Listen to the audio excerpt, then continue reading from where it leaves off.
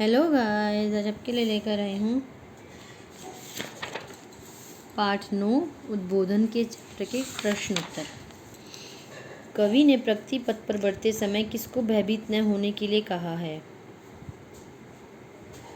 कवि ने प्रगति पथ पर बढ़ते समय संकटों से भयभीत न होने के लिए कहा है।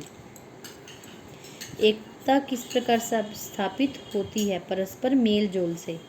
कवि ने विवेकशील बनकर किस प्रकार की चतुराई दिखाने के लिए कहा है? हंस जैसी। कवि ने किस प्रकार की व्यवस्था के पालन का आह्वान किया है? परिस्थितियों से अनुकूल अवस्था का। कवि ने कौन सा पाठ पढ़ने का आह्वान किया है? पौरुष का। हम किसके विपरीत नहीं चल सकते? विश्व प्रवाह के। किसके बिना संसार में जीवन यापन नहीं है? परिश्रम के बिना।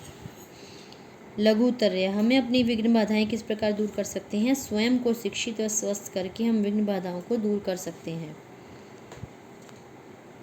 दीपक स्वयं जलकर क्या शिक्षा देता है? दीपक स्वयं कष्ट सहकर दूसरों को प्रकाश देता है। रूढ़ियों के संबंध में कवि का क्या मानना है? रूढ़ियों के संबंध में कवि का यह मानना है कि बुरी व बेकार रूढ़ियां त्याग कर हमें विवेक से निर्णय लेना चाहिए।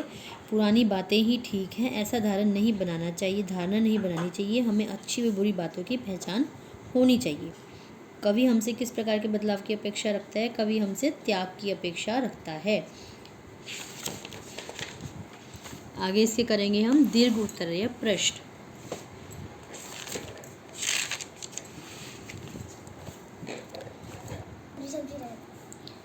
दीर्घ उत्तरीय प्रश्न। इस कविता के माध्यम से कवि ने क्या प्रेरणा दी है? इस कविता के माध्यम से कवि ने धैर्य, वीरता, पुरुषार्थ और प्रेम जैसे उच्च मूल्यों के साथ बदलते समय के नवीन ज्ञान विज्ञान को अपनाकर प्रगति पथ पर बढ़ने की प्रेरणा दी है।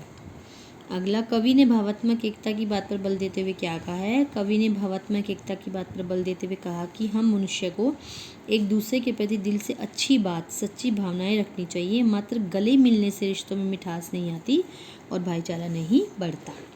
अगला, सर्वत्र एक अपूर्व युग का हो रहा संचार है, इससे कवि का क्या तात्पर्य है? एक नए युग से कवि का यह तात्पर्य है कि पुरानी सोच, रूढ़ियों, अंधविश्वासों, पुराने विचारों का त्याग करके नए विचारों, तकनीकी और विज्ञान के साथ आगे बढ़ रहे हैं और एक ये नए युग का निर्माण कर रहे हैं। भाव स्पष्ट कीजिए। जीते